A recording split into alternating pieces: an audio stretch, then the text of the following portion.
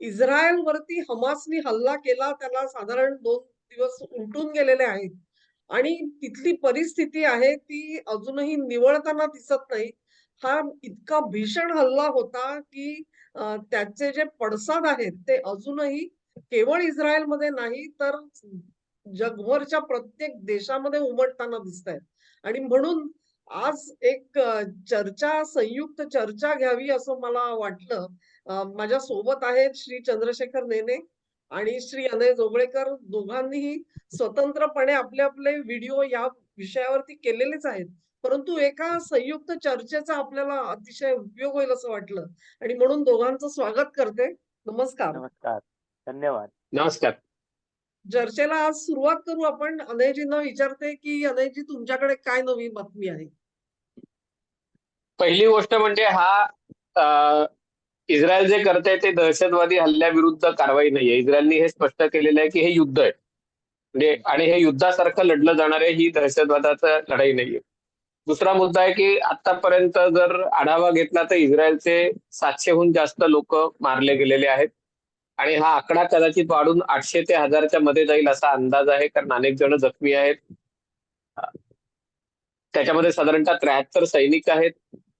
तिसरा मुद्दा म्हणजे आता जे लोक इस्रायलमध्ये घुसले होते हमासचे, त्यांना संपवण्यात आलेलं आहे. म्हणजे इस्रायल आता हमासपासून एका अर्थाने मुक्त आहे. आता जी लढाई आहे ती मुख्यतः गाझा पट्टीत आहे, कारण 100हून जास्त इस्रायली लोकांना, याच्यामध्ये काही सैनिकही आहेत, याच्यामध्ये महिला आहेत, मुलं आहेत, आजारी माणसं आहेत आणि काही मृतदेहही आहेत, तेही गाझा पट्टीमध्ये घेऊन गेलेले आहेत आणि त्याच्या विरुद्ध कारवाई आता सुरू झालेली आहे.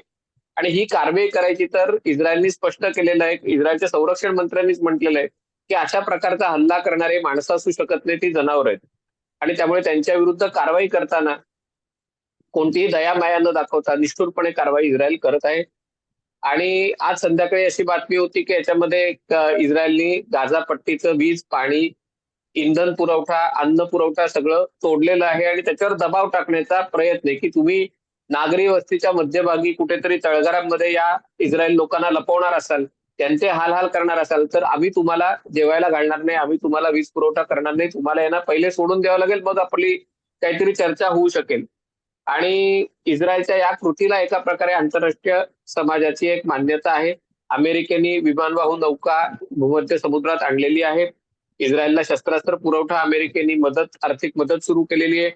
जी भीती होती की इस्रायलच्या उत्तर सीमेवरनं, लेबेनॉनवरनं हिजबुल्लाकडनं हल्ले केले जातील, त्याच्याकडनं शेलिंग केलं जातंय किंवा तोफखान्याचा मारा केला जातोय, पण अजून असं मोठं ज्याला हल्ला म्हणतात असं केला जात नाहीये. आणि आता पुढचे 48 ते 72 तास हे ठरवणार आहे की या युद्धाची व्याप्ती किती मोठी होते. पण साधारणतः असा अंदाज आहे की हे युद्ध आता पुढचे काही आठवडे, कदाचित महिन्याच्याही पलीकडे हे चालू शकेल, कारण गाझा पट्टीतनं हमासचा जोपर्यंत सफाया केला जात नाही तोपर्यंत आता इस्रायल मोकळा श्वास घेऊ शकणार नाही, कारण इतिहासातला सगळ्यात मोठा दहशतवादी हल्ला म्हणजे इस्रायलचं हे 9/11 अशा प्रकारचं, किंवा ज्याला पर्ल हार्बर म्हणतात, अशा प्रकारची अवस्था ही इस्रायलची आहे, त्याच्यात काही वाद नाही. नेनेजी तुम्ही काय सांगा? 2-3 गोष्टी मला स्पष्ट करायच्या आहेत. एक म्हणजे जागतिक मत जर तुम्ही पाहिलं तर ते 2 बाजूला विभागलं गेलेलं आहे. एक बाजू इस्रायलवरचा जो हल्ला आहे अत्यंत अमानुष असा हल्ला आहे आणि किळसवाणे व्हिडिओ त्यांनी मोठ्या अभिमानाने प्रस्तुत केलेले आहेत, की त्या एका स्त्रीला त्यांनी ट्रकमध्ये उलटी टाकली आहे कपड्याशिवाय आणि तिच्या अंगावर नाचतायत आणि अल्लाहू अकबर म्हणतात, म्हणजे देवाच्या नावाने हा कार्यक्रम करतायत. हे फारशा लोकांना त्यांच्या बाजूच्या लोकांनाही पटलेलं नाही आणि त्याचा पुरावा म्हणजे संयुक्त अरब अमिरात, जी अरब देश आहे, त्यांनी सुद्धा याचा निषेध केलेला आहे. ते पहिल्यांदा घडलंय असं. आणि दुसरा महत्वाचा मुद्दा याच्यात असा आहे की हमास हे काही एक राष्ट्र नाहीये. हमासला ऍक्च्युअली पाहिलं तर फक्त 30% पॅलेस्टाईन लोकांचा सपोर्ट आहे. त्याच्याहून जास्ती लोकांचा त्यांना सपोर्ट देखील नाहीये. अशा या हमासनी इस्रायलवरती हल्ला करायचा आणि त्यांचे जे सपोर्टर्स आहेत जगभर, त्यांना असं वाटतंय 2 देशांमधलं युद्ध आहे. हे देशांमधलं युद्ध नाहीये. इस्रायल जरी म्हणलं असलं हे युद्ध आहे, तरी सुद्धा इस्रायलवर केलेला हा दहशतवादी हल्ला आहे. आणि त्याच्या बाजूने कोणीही खरं म्हणजे उभं राहू शकत नाही ऑफिशियली. कारण म्हणजे तुम्ही दहशतवादाला ऑफिशियल मान्यता दिल्यासारखं आहे. पाकिस्तान उभं राहिलं याला काही अर्थ नाही, कारण पाकिस्तान हा मुळातच दहशतवाद्यांनी चालवलेला, दहशतवाद्यांसाठी असलेला देश आहे. त्यामुळे त्यांच्या म्हणण्याला किंमत नाही. पण बाकी देश सुद्धा हळूहळू म्हणजे आता इराणच्या संसदेमध्ये त्यांनी घोषणा केली की इस्रायलचा नाश हो वगैरे, असं इराणमध्ये झालेलं आहे. बाकी अरब देश तर काय म्हणजे त्यांचे जे पिट्टू देश आहेत ते तर त्याला सपोर्ट करतीलच. गंमत म्हणजे आपल्या देशातले जे काही आहेत म्हणजे इंडियन नॅशनल काँग्रेस त्याच्यात आली. त्यांनी मोठ्या अभिमानाने सांगितलंय की आम्ही पॅलेस्टाईनी लोकांच्या बरोबर आहोत. याचा अर्थ काय हे त्यांना तरी कळतंय की नाही याबद्दल मला आता प्रचंड शंका आहे की तुम्ही हे जे अमानुष लोक आहेत यांच्या बरोबर जर तुम्ही असाल तर उद्या भारतावरती असा जर हल्ला झाला, आणि तो होणारच नाही असं मी मुळीच म्हणत नाही, तर कदाचित तेव्हाही तुम्ही त्या हल्लेखोरांच्याच बाजूने जाल. तुमच्याबद्दल काही आता म्हणजे विश्वासच ठेवता येत नाही. हा मुद्दा वेगळा ठेवू. परंतु इस्रायली सैन्य आणि इस्रायलचे जे मोसाद जी गुप्तहेर संस्था आहे, या दोघांना एक प्रकारे चकवा देण्यात हमास यशस्वी झालं असं माझ्या मते मला म्हणायला लागतं. कारण तुम्ही जर पाहिलं असलं तर योम किप्पूरची लढाई जी 73 साली झाली होती, ज्याच्यात असंच झालं होतं. पहिले जवळजवळ 10 ते 12 तास इस्रायलचा पराभव व्हायला लागला होता, कारण त्यांना चकवा देण्यात आला होता. त्यांना वाटलंच नव्हतं हल्ला होईल. तसंच काहीसं योम किप्पूरच्या 50व्या वाढदिवशी यांनी असं करावं आणि तरी इस्रायलला कळू नये, हे थोडंसं समजायला कठीण जात आहे. आणि या हल्ल्याची जर व्याप्ती आपण पाहिली तर याची तयारी कितीतरी दिवस चालू होती. 5,000 मिसाईल तयार करायला तर वेळ तर लागतो. अगदी भुयारात जरी तुम्ही तयार केले तरी तुमचं ऑन ग्राउंड इंटेलिजन्स जे काय असतं त्यांना ह्याची बातमी कळली नाही. त्याला उत्तर असं देण्यात आलंय की हमासच्या लोकांनी यावेळेला अल-कायदाचं टेक्निक वापरलंय आणि कुठलाही इलेक्ट्रॉनिक इक्विपमेंट त्यांनी वापरलं नाही. फोन नाही, कॉम्प्युटर नाही, काही नाही. माणसं चिठ्ठ्या घेऊन एक दुसऱ्यांकडे जात राहिली आणि इस्रायलला या हल्ल्याची तयारी कळली नाही. बरं, हा हल्ला वेगळा. या हल्ल्याचंही एक आपण म्हणू की मिसाईल टाकले वगैरे, पण तो जो त्यांनी गावांमध्ये शिरून अत्यंत नराधमासारखं जे वागणूक केली, म्हणजे दरोडेखोर गावात शिरतात, गावातल्या लोकांना मारतात. अहो त्याचं एक मी म्हणजे वाचलं हे की इस्रायलच्या प्रत्येक घरामध्ये बॉम्ब शेल्टर असतं, कारण कधी बॉम्ब पडेल सांगता येत नाही. आणि सायरन वाजला की सगळेजण त्या शेल्टर म्हणजे तळघरात लपून बसतात. हे हल्लेखोर त्या गावात आले, त्यांनी पाहिलं की माणसं नाही आहेत, तर त्यांनी घर पेटवून दिलं. म्हणजे तळघरातल्या माणसांना बाहेर यायला लागलं आणि त्यांना पकडून ते घेऊन गेले. पकडून घेऊन गेले. त्यांचं काय केलं हे सांगण्याची आवश्यकता नाही, कारण त्यांनी काय केलं त्या स्त्रीचं, त्या सैनिकाचं ते आपण बघितलंच आहे. तर अशा लोकांना कोणीही सपोर्ट करू शकणार नाही, हे कदाचित हमासला सुद्धा तेव्हा लक्षात आलं नाही. आणि आता तर इस्रायलच्या प्रधानमंत्री आणि डिफेन्स मिनिस्टर त्यांनी तर सांगितलंच आहे की हे आम्ही आता हमासला असा धडा शिकवू की याच्यानंतर ते हे सगळं करणं पुन्हा विसरून जातील. मला वाटतं आता अनयजींनी सांगितलं की इस्रायलने घरातले शत्रू निपटून काढलेले आहेत, हमासचे जे इन्फिल्ट्रेट झाले होते. कारण काही दिवस आधी इस्रायलने हमासची बॉर्डर ओपन केली होती आणि खूप लोक कामाच्या मिशाने इस्रायलमध्ये घुसले होते आणि त्यांनी तिथे स्लीपर सेल्सची स्थापना केली होती. त्या स्लीपर सेल्स अशी बातमी आहे, आता मी काही तिथे गेलेलो नाही त्यामुळे मला फारसं माहित नाही, पण हे जे घुसलेले लोक आहेत यांच्यात या किड्यांना तरी त्यांनी मारून टाकलेलं आहे. आणि आता सगळी लढाई ही गाझापट्टीत करायची आहे.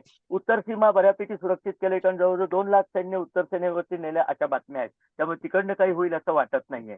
आता बघायचं पुढचे 4 दिवस बहुतेक इस्रायलचेच आहेत असं आपल्याला म्हणायला हरकत नाही. बघूया कसं होतं ते. आणि काय तुम्ही म्हणताय की घुसखोर अजून पूर्ण निपटले नाहीये? नाही नाही असं गेली अनेक वर्ष गाझातनं आणि वेस्ट बँक मधनं जे अरब लोक आहेत ते इस्रायलमध्ये कामासाठी येतात, कारण इस्रायल हा विकसित देश आहे आणि तिथे वेज रेट खूप जास्त आहे. आणि दुसरीकडे हे 25 लाख आणि गाझामधल्या जो 15 ते 20 लाख लोकांना काहीतरी हाताला काम दिले तर ते शांत राहतील. आणि त्यामुळे कुठलंही सरकार असो इस्रायलमध्ये तिथे परमिट इश्यू केले जातात आणि ज्यांना परमिट मिळतात, जे आपल्याकडे सकाळी मजूर अड्डे जे असतात की जिथे येऊन मजूर त्यांना ते ठेकेदार गोळा करतात, कामावर नेतात आणि पुन्हा आणून सोडतात. तर अशा प्रकारे पश्चिमी खोऱ्यातनं आणि गाझामधनं लोक इस्रायलमध्ये कामावर जातात. पण जे जे सीमा क्रॉस करतात ते त्यांना कुठल्याही सामानाशिवाय ते आत येतात, त्यांचं चेकिंग होतं आणि त्यांना कामावर देऊन पुन्हा संध्याकाळी त्यांना आणून सोडलं जातं. म्हणजे त्याच्यामुळे काही स्लीपर सेल इस्रायलमध्ये झालेत असंही नाही. पण हे जे लोक घुसले म्हणजे एवढ्या मोठ्या संख्येने मृत्यू का झाले या प्रश्नाचं उत्तर आहे की जिकडे ही सीमारेषा होती त्याच्यापासून अगदी जवळच, म्हणजे आता ज्यू लोकांचे सण सुरू आहेत. म्हणजे आपल्याकडे जसं गणपती, नवरात्र, दिवाळी असे सण लागून येतात, तसं त्यांचं रोष हशन्ना, यॉम किप्पूर, सुक्कोत, सिम्हात तोरा असे सगळे सण लागून येतात. आणि यावेळेला ठिकठिकाणी वेगवेगळ्या कार्यक्रमांचं आयोजन असतं आणि इथे जी एक काहीतरी म्युझिकल फेस्टिवलचं आयोजन केलं होतं त्याच्यात 2 ते 3,000 तरुण तरुणी तिथे आणि पूर्ण रात्र चालणारा हा कार्यक्रम होता आणि सकाळी 6:30-7 ला हल्ला झाला आणि त्यामुळे हे लोक अनायसे त्यांच्या तावडीत सापडले आणि त्याच्यामुळे त्यांच्यावर बेछूट गोळीबार केल्यामुळे ती संख्या जी म्हणजे नाहीतर इस्रायलमध्ये युद्धातही एवढ्या मोठ्या संख्येने सामान्य लोक मारले जात नाहीत. तो त्याच्यामध्ये हल्ल्यामध्ये बळी पडले हा दुर्दैवाचा भाग आहे. अर्थात त्याच्यासाठी हमासला इंटेल कोणी पुरवला होता ते बघणं आवश्यक आहे. त्याच्यात एकच गोष्ट हे करू शकतो, मोसादचं नाव बरेचदा येतं. मोसाद ही इस्रायलची परराष्ट्रातली एजन्सी आहे. म्हणजे हो, हो. या सगळ्याचं इंटेलचं काम आहे ते शिन बेट नावाची चीन ज्यांची बेतकडे इंटरनल आहे. इंटेलिजन्स हो. एजन्सी आहे त्यांच्याकडे हे येतं. पण आता इस्रायलचं धोरण असं आहे की आता हिशोब करायची वेळ नाहीये, आता हिशोब चुकवायची वेळ आहे. आणि त्यामुळे एकदा हिशोब चुकवला की मग कोण कमी पडलं, कोणाला कुठला म्हणजे कोण गाफील राहिलं याचा हिशोब करायला नंतर आहे आणि इस्रायल एक लोकशाही देश म्हणून तो हिशोब योग्य प्रकारे करेल. पण आता भांडायची वेळ नाहीये, आता एकत्र येऊन शत्रूशी लढायची वेळ आहे, असं इथं इस्रायलची भूमिका आहे. तर ते खरं आहे कारण त्यांनी युद्ध डिक्लेअर केलंय आणि युद्धाच्या प्रसंगी सर्वांनी एकत्र राहण्याची गरज आहे. आतले जे शत्रू असतील त्यांची चर्चा असेल किंवा त्यांना आयडेंटिफाय करायचं काम ते नक्की नंतर करू शकतील. एकंदरीतच ज्या प्रतिक्रिया आल्या त्या मी बघितल्या पाश्चात्य देशांच्या वेगळ्या आहेत. मध्य पूर्वेमधले जे देश आहेत सौदी असेल किंवा इतर त्यांनी असं म्हटलेलं आहे की हा जो व्हायलन्स म्हणजे हिंसाचार चालू आहे तो प्रथम थांबवा आणि त्यांनी सौदी सारखा देश आहे त्यांनी पॅलेस्टाईनचा निषेध केला नाहीये किंवा हमासचाही निषेध केलेला आपल्याला दिसत नाही. परंतु हिंसाचार थांबवा असं आवाहन मात्र सर्वांनी केलंय आणि तसंच आव्हान आपल्याकडे तुम्ही म्हटलात तसं काँग्रेस पक्षाने केलंय की हिंसाचार थांबवा पण पॅलेस्टीनच्या मागणीच्या सोबत आम्ही आहोत. असं ते एक दुटप्पी भूमिका घेतलेली आपल्याला सगळीकडे दिसते आहे. हा सगळा जो मुद्दा वाटतो मला, की केवळ काही जण जे आहेत ते इस्रायलच्या अंतर्गत राजकारणाशी त्याचा सगळा संबंध जोडताना दिसतायत. आणि काही जण जे आहेत ते आंतरराष्ट्रीय राजकारणाशी हे सगळं जोडताना दिसतायत. तर त्यात म्हणजे अंतर्गत राजकारण आहे त्याच्यामध्ये क्लिअर आहे, की नेतान्याहूंना या सगळ्याचा राजकीय लाभ होऊ शकतो. परंतु त्यांच्यावरती अशा प्रकारचा आरोप करणं, की असा लाभ मिळावा आणि निवडणुकीमध्ये निर्विवाद आपली प्रतिमा सुधारावी, म्हणून त्यांनी अशा प्रकारचा हल्ला होऊ दिला असेल, हे म्हणणं कितपत संयुक्तिक वाटतं तुम्हाला? अनयजी. नाही आपल्याकडे काय आहे, अनेक जण न्यूयॉर्क टाइम्स, गार्डियन मध्ये जे छापून येतं त्याच्यावर स्वतःची थोडीशी गोष्ट तिखट मीठ मसाला लावून आपण त्या क्षेत्रातले तज्ज्ञ असल्यासारखा एक आव आणला जातो. आणि याच्यामध्ये एक गोष्ट लक्षात घेणं गरजेचं आहे की हे जे कोणी आरोप करतं की इस्रायलनीच हे घडवून आणलं, इस्रायलमध्ये प्रत्येक पुरुष आणि स्त्रीला सैन्यातली सेवा सक्तीची आहे. आणि प्रत्येक घरातला मुलगा मुलगी तिथे आहे आणि इस्रायलची लोकसंख्या बघता म्हणजे आज ही घरोघरची परिस्थिती आहे की हे आज जे 700-750 लोक मारले गेले, प्रत्येक इस्रायली आहे की ज्याच्या ओळखीचं कोणी ना कोणतरी मारलं गेलेलं आहे. म्हणजे छोटा देश असल्यामुळे कोणतरी मित्राचा मित्र किंवा मुलीची मैत्रीण किंवा आमच्या घरी माझ्या ऑफिसमध्ये काम करत होता त्याचा सैन्यातला बॅचमेट असं कोणी ना कोणीतरी याच्यामध्ये मारलं गेलेलं आहे, जखमी झालेलं आहे. इस्रायलच्या पंतप्रधानांपासून सगळे मंत्री, सगळे उद्योगपती सगळ्यांची मुलं लष्करात असतात. आणि त्यामुळे मला असं वाटत नाही की कोणी स्वतःच्या मुलांचे आणि किती राजकारणात अगदी कल्पनेत लोकांची काय कल्पना असते माहिती नाही. पण असं स्वतःच्या देशाविरुद्ध युद्ध घडवून आणायचं वगैरे असं वेळ जात नसेल तर अग्रलेख खरडायला ठीक आहे. पण अशा प्रकारच्या गोष्टी प्रत्यक्षात अ, असाव्यात असं मला काही वाटत नाही. कारण कोणी स्वतःच्या मुलांचा आणि स्वतःच्या मित्रांचा जीव धोक्यात घालू नये अशा गोष्टी करतील. म्हणजे राजकारण कोणाला करायचं असेल तर कोणी स्वतःच्या मुलांना त्याच्यात उतरवून राजकारण करणार नाही. ही साधी सामान्य माणसाची तरी समज असते. त्याच्या पलीकडे त्यांना कुठून गुप्त ज्ञान मिळत असेल तर मला कल्पना नाही. पण ही वस्तुस्थिती आहे. हास्यास्पद तर्कट आहे खरं म्हणजे ते. आणि दुसरं तर्कट वाचलं मी ते असं, की इंटेलिजन्स फेल्युअर या नावाचं जे एक काय पालुपद हे सगळीकडे लावलं जातं आणि खरं म्हणजे परिस्थिती अशी आहे, की कुठल्याही प्रकारची चौकशी सुद्धा तिकडे झालेली आपल्याला दिसत नाही. किंवा वरकरणी म्हणता, सकृतदर्शनी म्हणता काही पुरावा आहे. अशीही काही परिस्थिती आहे असं नाहीये. परंतु त्याही विषयाला धरून अनेक तर्क लढवले जाताना दिसतायत. आणि मग त्याला जोडून जे आहे ते आंतरराष्ट्रीय राजकारण समजावलं जातंय. तर त्याच्याबद्दल निलेश तुम्ही काय म्हणाल? मी 2 गोष्टी सांगतो. एक तर मगाच्या पहिल्या प्रश्नाला एक छोटंसं पुष्टी मला जोडायची आहे, की हां. इस्रायलमध्ये अरविंद केजरीवाल नाहीये. त्याच्यामुळे कोणीही नेतान्याहू यांनी मोठा फोर्स वापरला, यांच्यावरती काय हल्ला केला, याच्यातली कुठलीही गोष्ट केली नाही. आत्ता तरी सगळेजण एकदिलाने सरकारच्या मागे उभे आहेत. इतकं सो मच सो, की डिसेंबर 22 मध्ये ज्यांचा पराभव करून नेतान्याहू सत्तेवर आले, ते नफ्ताली बेनेट हे सैन्यात परत भरती झाले. ते म्हणले ही वेळ माझी तक्रार आणि चर्चा करण्याची नाही, मला सैन्यात जाऊन लढायचंय. केजरीवाल हे कधीच पोलिसात सुद्धा गेलेले नाहीयेत, पण टीका करायला मात्र सर्वांच्या पुढे असतात. इस्रायलचं नशीब चांगलं आहे की असली घाण त्यांच्याकडे नाहीये.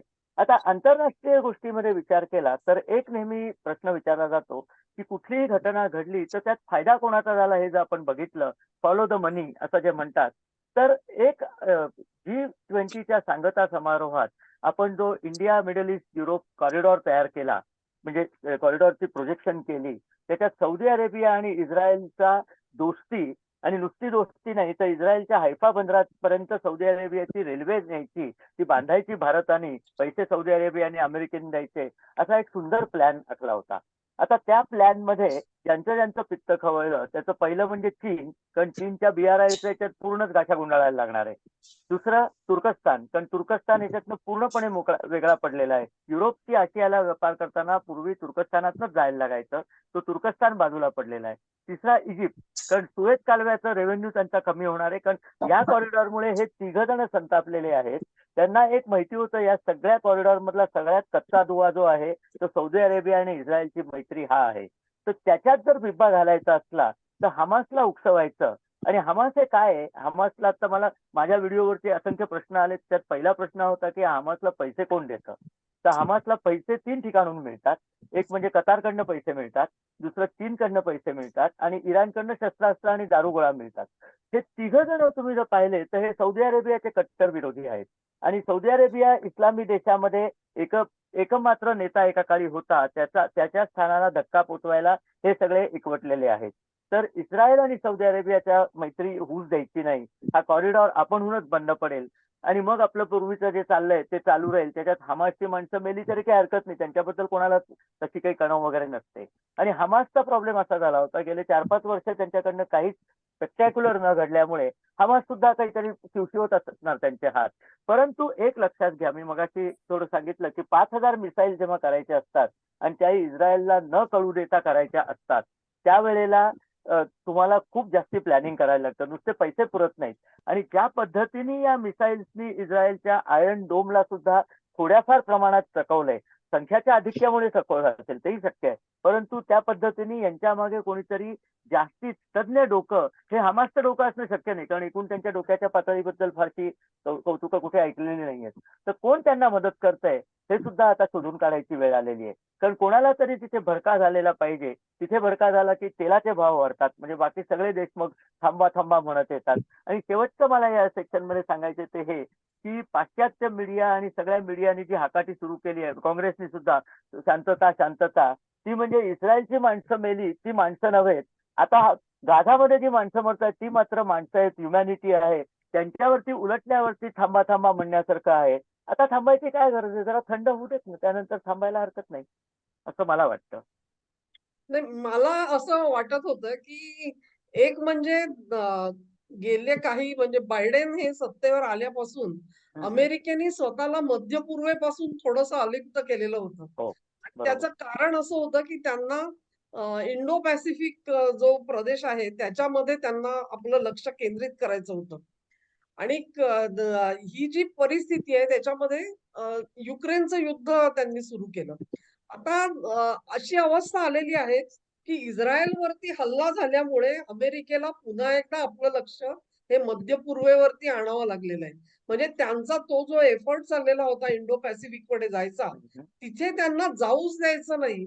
अशा पद्धतीने हां, ही एक हां. पळवाट काढून इथे युद्धाला सुरुवात करून दिलेली आहे. त्याच्यावरचं एक जे मी वाचली प्रतिक्रिया, ती अशी होती की आत्ताच्या घडीला युक्रेनसाठी सुद्धा फंडिंग पाठवणं अमेरिकेला कठीण होतंय.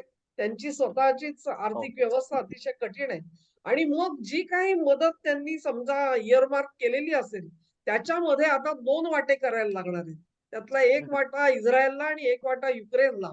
असं झाल्यामुळे अ, रशियाचा वर्चस्व हा युक्रेनवरती होऊ शकतो आणि त्याच जोडीला अमेरिकेला तिसरी आघाडी उघडणं हे इतकं अशक्य होऊन जाईल इंडो पॅसिफिकमध्ये, की चीनला तैवानमध्ये घुसणं किंवा त्यांना इतर जर का काही ते फिलिपाईन्सच्या आसपास जे करताय आहेत उद्योग, ते करण्यासाठी अधिक मोकळीक मिळू शकते, श्वास मिळू शकतो.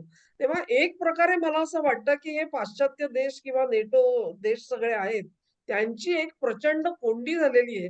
आजच्या घडीला सर्वात चिंताक्रांत कोण असेल तर तो युक्रेन आहे. कारण त्यांना इथून पुढे मदती जी आहे तो ओघ कमी होत जाईल. इस्रायल माझ्या मते हे नमतं बिलकुल घेणार नाही आणि ह्यांनी सांगितल्या त्याप्रमाणे काही महिने हे युद्ध चालू राहण्याची दाट शक्यता आहे. आणि तसं जर का झालं तर मात्र अमेरिका ही इंडो पॅसिफिककडे वळू शकणार नाही असा माझा अंदाज याच्यामधला आहे. तर तुम्हाला याच्याबद्दल काही वाटतं का? म्हणजे वेगळा काही मुद्दा? मी अ, इस्रायली माध्यमांचा एक धांडोळा घेतला तर असं असतं की त्यांच्या डोक्यात आता हे काही विचार नाहीयेत. कारण बरोबर. इस्रायलमध्ये जी एक शोकात म्हणजे त्याच्यामध्ये एक संपूर्ण देश शोकमय आहे आणि इवन 73 सालच्या यॉम किप्पूर युद्धात त्यांना एक धक्का बसला होता की इजिप्त अशा प्रकारचा हल्ला करेल अशी कल्पना नव्हती, अशी इंटेल पुरवला गेला होता, पण तरी इस्रायल तेव्हा गाफील राहिला असं म्हटलं होतं. पण हा जो हल्ला आहे म्हणजे जो यॉम किप्पूरचं युद्ध झालं तेही नागरी वस्तीपासून दूर लढलं गेलं. आणि दुसरी गोष्ट म्हणजे त्याच्यामध्ये जे जी हानी झाली ती मुख्यतः सैनिकांची झाली. हे जे युद्ध आहे ते घरापर्यंत आलेलं आहे आणि त्याच्यामध्ये नागरिकांची सगळ्यात झाली. जास्त हानी झालेली नागरिक.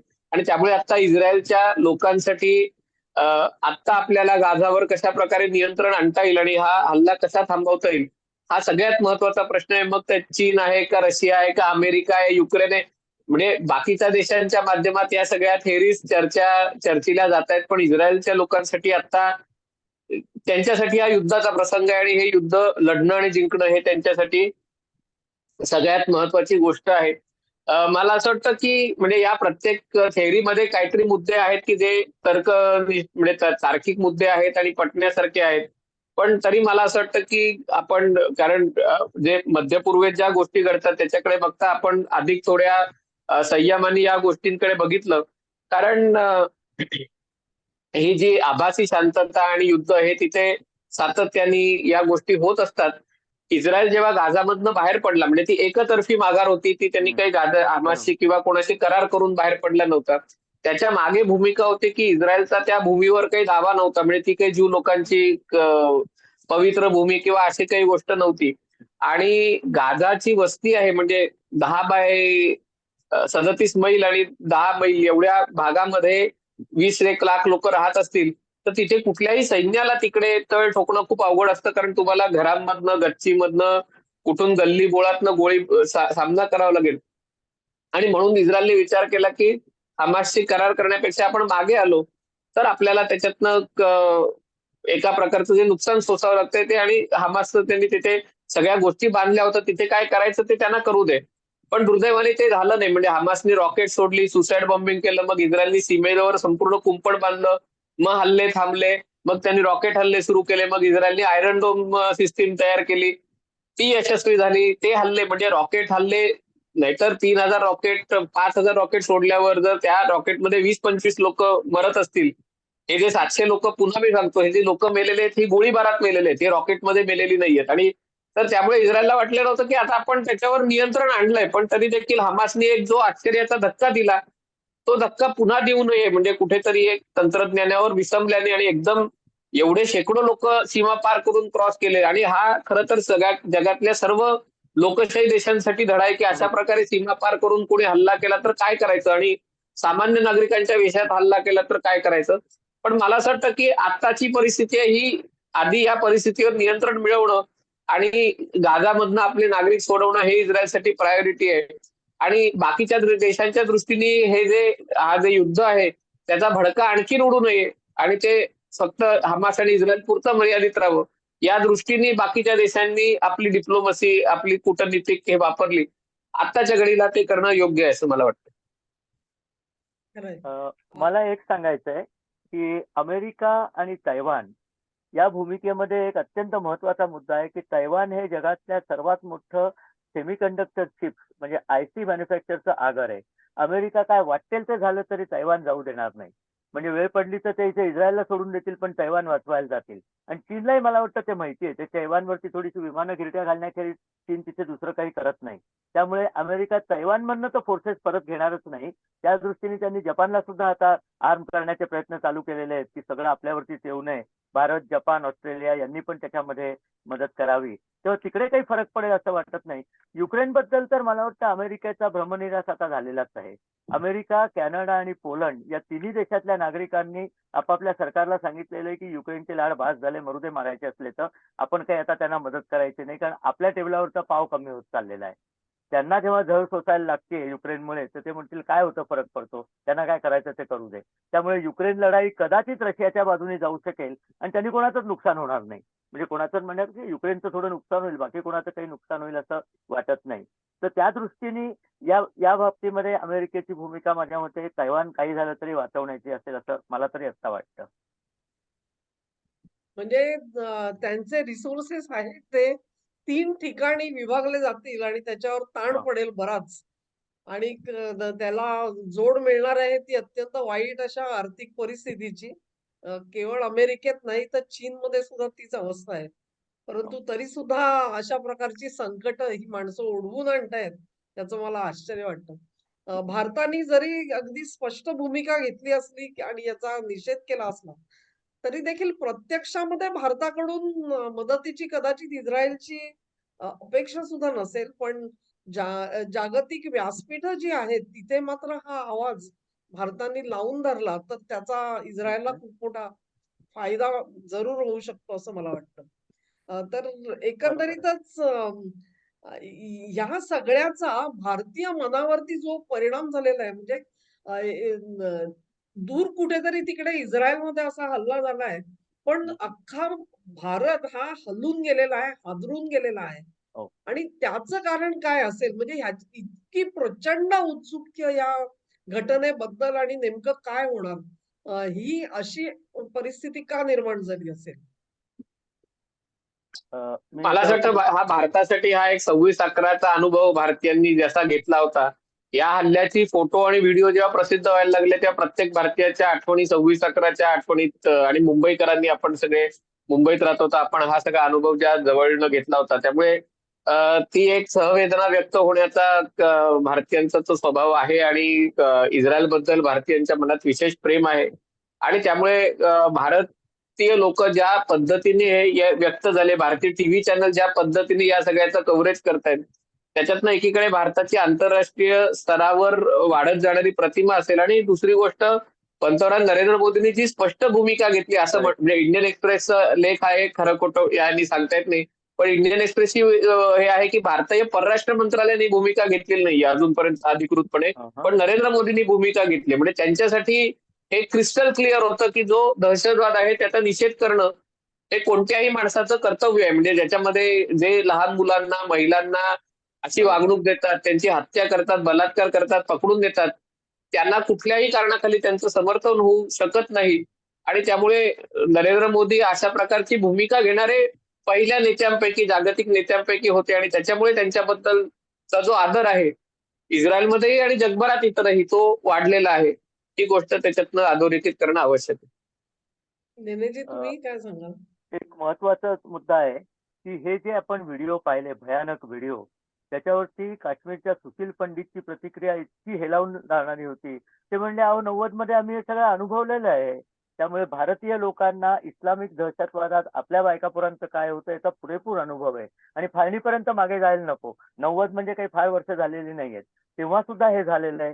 किंवा दिल्लीच्या दंग्यांमध्ये काय झालं, तर ती आठवण जागी झालेली आहे आणि त्याच्याच करता माझ्या मते अख्ख्या भारताचं मानस ज्यांना या दहशतवादी कृत्याची किळस आहे किंवा ज्यांना याची झळ बसलेली आहे ते पूर्ण शक्तीनिशी इस्रायलच्या मागे उभे राहतील. कारण या लोकांची नांगीज आता ठेचली नाही. तुम्ही विचार करा, सध्या पाकिस्तानात जी परिस्थिती चाललेली आहे, जेवायला अन्न नाहीये, वीज मिळत नाहीये, काहीच मिळत नाहीये. ती सगळी भुके कंगाल लोक जर पाकिस्तानने याच पद्धतीने भारतात सोडली तर ती लोक भारतात येऊन काय करतील? ती हाच सगळा कार्यक्रम करतील भारतात. त्यामुळे त्यांचा प्रतिकार कसा करायचा याच्याबद्दल माझी खात्री आहे की भारतीय सैन्य, BSF या लोकांचं मंथन आत्ताच सुरू झालेलं असेल. मी तरी एवढंच म्हणेन की ती दिसली की गोळ्या घालायची, त्यांच्यापैकी कोणीही जिवंत परत सुद्धा जाता कामा नये. आपल्या देशात येण्याची तर नावच काढलं नाही पाहिजे. कारण हे जर नाही झालं तर आपली सगळी भारतीय आंतरराष्ट्रीय प्रतिमा शक्ती सगळी फजूल आहे आणि वेळ पडेल तर आपण त्यांच्या देशात जाऊन सुद्धा त्यांची नांगी ठेचण्याची गरज आहे. आणि हे वास्तव भारतीय लोकांपुढे पोहोचवलं पाहिजे आपण की तुमची परिस्थिती अशीच होऊ शकते जर चुकीची लोक आणि चुकीची धोरणं पाळली गेली तर. सुरुवातीच्या आधीची जी धोरणं होती ती सगळी अशीच शेलपट धोरणं होती. त्या धोरणांमध्ये तुम्ही जाऊ नका. इस्रायल तसं करत नाही तरी इस्रायलवरती एवढा हल्ला झालाय. तुम्ही शेलपट सारखं मागलात तर तुम्ही नष्टच होऊन जाल. त्यामुळे मला वाटतं भारतीय माणूस कुठेतरी आतून हालून गेलेला आहे. ते व्हिडिओ पाहिल्यानंतर मलाही जाणवलं होतं की अरे उद्या एकाने फार सुंदर त्याच्यात सांगितलंय, जस्ट विचार करा की तुमची पत्नी किंवा तुमची मुलगी असते तर तुम्हाला काय वाटलं असतं. त्यानंतर शब्दच करायची गरज नव्हती दुसरा. अशी ही नराधम माणसं तिथे गोळा झालेली आहेत. त्यांना ठेचूनच काढलं पाहिजे. यांच्यावरती आंतरराष्ट्रीय न्यायालयात खटले भरायची गरज नाही, त्याचाही खर्च करायची गरज नाही. उचलायचं आणि ठेचायचं, हीच त्यांना ट्रीटमेंट योग्य आहे. मला असं वाटतं की आपल्याकडे जे काही रेल्वे अपघात झाले आणि त्याच्याबद्दल हा, लोकांच्या हा. मनामध्ये खूप मोठे संदेह आहेत की हा खरंच अपघात होता की काहीतरी कारस्थान होतं. आणि अनेक अपघात टाळले सुद्धा गेलेत. आता रेल्वे हो, कर्मचाऱ्यांनी हो. दक्षता राखून काही गोष्टी हे केल्यात. त्याच पद्धतीमध्ये हिंदुस्थानच्या वेगवेगळ्या भागामध्ये भारताच्या आपण बघतो की दंगली सदृश परिस्थिती निर्माण करण्याचे प्रयत्न होताना दिसतायत. हो. आणि ते काही तर झाल्यास सारखा जो भाग आहे दिल्लीच्या जवळचा, तिथे खूप मोठी दंगल कशी उसळलेली होती आपण बघितलं तेव्हा. ही जी परिस्थिती आहे काश्मीरमध्ये हल्ले चाललेले आहेत आणि त्याच्यामध्ये आपले वरिष्ठ अधिकारी कामी येत आहेत. तर ही परिस्थिती बघितल्यानंतर भारतीय मनामध्ये ही कदाचित शंका शिवाय काही लोक पकडले सुद्धा गेले. म्हणजे अक्षरधामवरती हल्ला आणि अयोध्येच्या मंदिरावरती हल्ला करायचे बेत त्यांनी रचलेले होते. हे सगळ्या बघितल्या गोष्टी, की असं वाटतं की भारतीय माणसाला असं वाटतं की ही परिस्थिती तिथे आली आहे, ती हम्म. माझ्यावरती कधीही येऊ शकते आणि मग माझी खरोखरच तयारी आहे का ह्या सगळ्याला तोंड देण्याची. आणि माझ्या देशाचं जे पोलीस खातं असेल किंवा इतर सुरक्षा यंत्रणा आहेत, त्या कितपत सजग आहेत आणि त्या कितपत हे सगळं थोपवू शकतील. ही जी एक भीती मनामध्ये आहे, त्याच्यातून सुद्धा हे औत्सुक्य निर्माण झालेलं आहे, की काय होतंय इस्रायलमध्ये हे जाणून घेण्याची लोकांना अतीव ओढ आहे. कारण त्याच्यामध्ये ते समदुःखी तर आहेत आणि त्यांना थोडं पुढचा भविष्यकाळ कदाचित हे माझ्यावरती तर कोसळणार बरोबर. नाही ना असं संकट. असं एक भावना मला जास्त तीव्र दिसते. आजचं जी ही चर्चा आपण बघितली तर वेगवेगळे जे दृष्टिकोन आहेत आणि प्रवाद चाललेले आहेत. मी बघितलं सोशल मीडियावरती अनेक पोस्ट येतायत आणि काही तर्क लढवले जातायत. परंतु त्याबद्दलचं आपलं जे म्हणणं आहे ते आपण अतिशय स्पष्टपणे इथे मांडलं. त्याच्याबद्दल तुमचे आभार मानते आणि चर्चा सर्व प्रेक्षकांना सुद्धा आवडेल अशी आशा करते. धन्यवाद. धन्यवाद. धन्यवाद स्वातीताई. धन्यवाद धन्यवाद. अनयजी. धन्यवाद.